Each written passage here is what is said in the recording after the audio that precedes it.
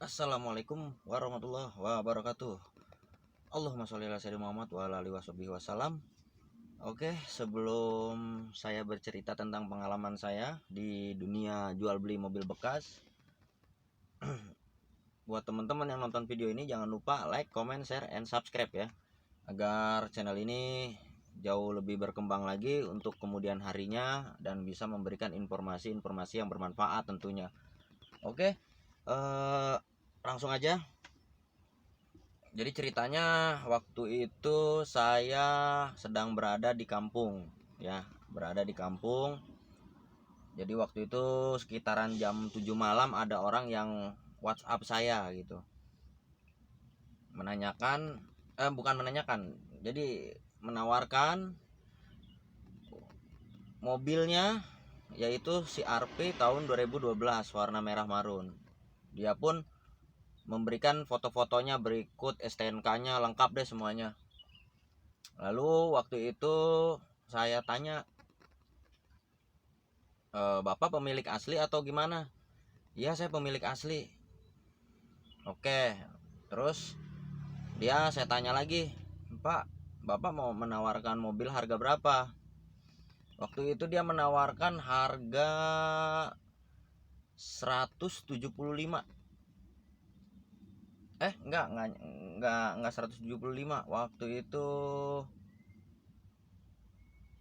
200-an dah pokoknya, kalau nggak salah hampir 200 juta lah. Terus saya tanya lokasinya di mana, Pak? Di Karawaci. Oke, besok ketemuan, saya cek dulu mobilnya, inspeksi dulu. Terus sempat saya tawar kan, kalau misalnya 175 dikasih nggak, Pak? Ya udah gampang, Pak, katanya. Bapak lihat-lihat dulu aja mobilnya, Pak. Kalau cocok nggak masalah, Pak, katanya. Nah dari situ, wah, saya berpikir, lumayan nih untungnya gitu kan. Cuman saya nggak mikir aneh-aneh lagi tuh, nggak berpikir macam-macam lagi tuh bahwa ini penipuan atau bukan awalnya gitu kan. Nah curiganya itu, dia mengaku bahwa mobil itu ada di saudaranya, ada di rumah saudaranya, di lokasinya di Karawaci. Itu udah mulai curiga tuh saya tuh. Tapi saya nggak ini deh, karena saya belum punya pengalaman juga kan masalah-masalah begini kan gitu. Akhirnya saya sama teman saya bertiga datang ke lokasi Sherlockan yang si orang ini kirim ke WhatsApp saya gitu. Itu saya minta Sherlock dari malam sebenarnya, tapi dikirim itu ketika sudah jam 9 pagi. Akhirnya ketemuan sama yang katanya dititipin mobilnya ini di Karawaci itu jam 10-an. Nah, di sini udah mulai ada keganjilan gitu kan. Kalau memang si pemilik ini benar milik mobilnya gitu kan, kenapa harus buru-buru gitu? Wah, agak curiga juga tuh saya gitu kan.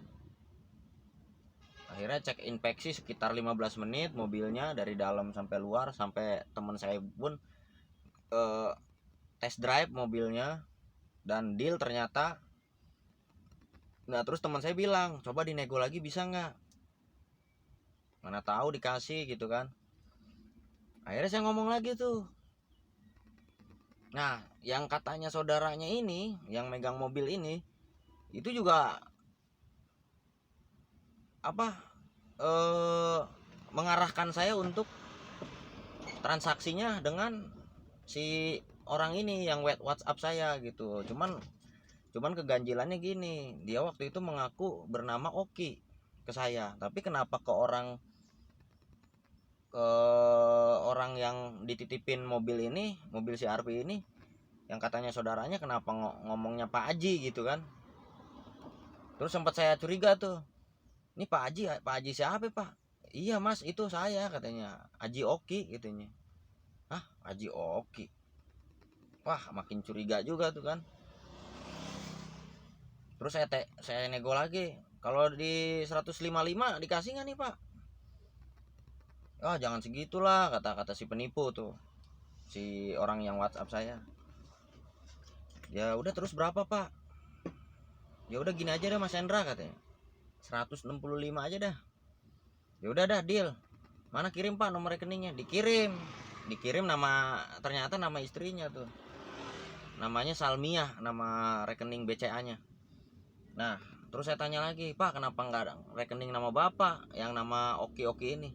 Itu rekening istri saya, Mas, karena uangnya mau dipakai sama istri saya, jadi transfer aja ke nomor rekening istri saya. Wah, di sini curiga juga kan. Teman saya juga sempat ragu kan. Saya ragu, teman saya ragu. Ya udah, akhirnya ngobrol tuh sama si yang katanya itu saudaranya. Ternyata itu bukan saudaranya. Ternyata dia saudaranya pemilik mobil aslinya. Itu yang bernama Albert. Nah, yang dititipin mobil itu bernama Pak Prio. Pak Prio bilang ke saya, kalau mobil ini dititipin ke saya, Mas. Lah terus pemiliknya itu ponakan saya. Adanya di BSD, dititipin ke saya. Nah, dari pas ngobrol saya itu dengan Pak Prio itu, si penipu itu menelponi WA saya, menelponi WA Pak Prio. Ternyata Pak Prio bilang, Mas Hendra bukannya anak buahnya Pak Haji ya, katanya. Pak Haji. Pak Haji siapa, Pak? Saya ini sebagai showroom di sini, Pak.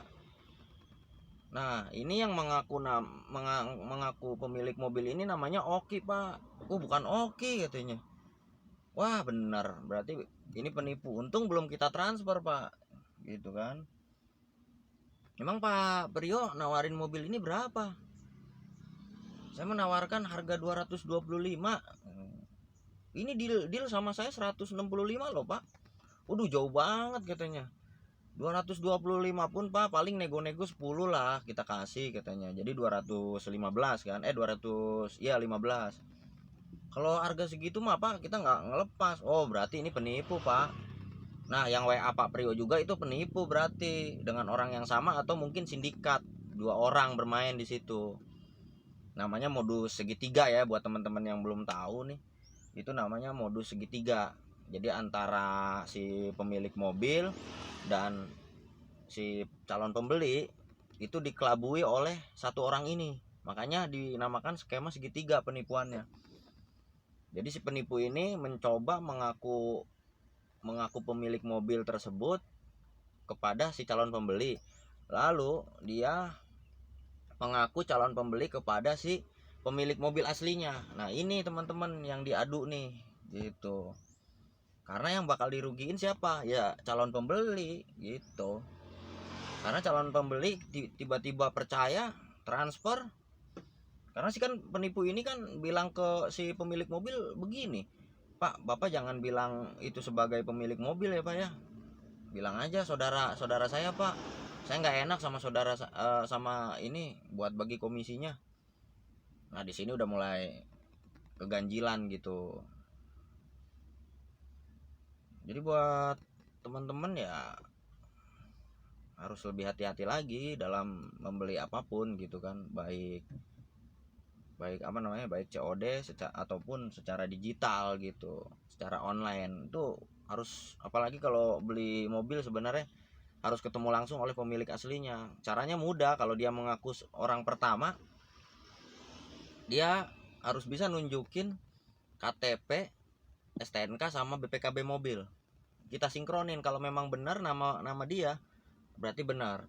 Tapi kalau misalnya dia yang dititipin ke saudara, itu udah penipuan tuh. Apalagi pemiliknya nggak ada di tempat gitu kan, ngaku-ngaku mobilnya dititipin saudara. Kalaupun memang beneran mobilnya dititipin saudara, harusnya saudaranya juga bisa nunjukin BPKB aslinya, STNK-nya secara transparan. Kenapa saya bilang ini penipuan? Karena si penipu ini ketika saya ada di lokasi untuk ngecek mobil, itu setiap detik nelponin terus. Sengaja saya nggak angkat karena ini jatuhnya seperti hipnotis melalui telepon. Nah, ini yang menjadi bahaya, teman-teman. Nah, jadi kesimpulannya, kita harus lebih waspada, teman-teman. Jangan main asal ditawarin harga murah mau main transfer aja, itu bahaya. Pokoknya harus jeli, teman-teman ya, biar nggak ketipu gitu. Karena udah banyak korbannya, udah banyak banget korbannya. Dan yang dirugikan lagi-lagi si calon pembeli gitu kan. Duit udah ditransfer, ternyata ketika mobilnya mau diambil nggak diserahkan oleh pemilik mobil aslinya dengan alasan, oh duit tidak masuk ke rekening saya. Sedangkan pada saat di awal ditanya sama si calon pembeli, Pak ini udah bener nih saya transfer ke nomor rekening ini. Oh iya bener Pak. Nah karena si pemilik mobil juga kena tipu gitu. Kena tipunya gimana ya, si pemilik mobil ini dikelabui oleh si penipu. Jadi disuruh sama si penipu untuk bilang aja pemilik mobil aslinya itu si penipu. Nah ini kebodohan si pemilik mobil lagi-lagi. Padahal sih harusnya apa ya, harusnya benar-benar teliti gitu kan, benar-benar teliti. Ya mungkin itu aja teman-teman, mohon maaf bila ada kesalahan dari saya, ya kurang lebihnya itu aja sih. Jangan lupa like, comment, share, and subscribe. Oke, saya izin pamit, akhirul kalam. Wassalamualaikum warahmatullahi wabarakatuh.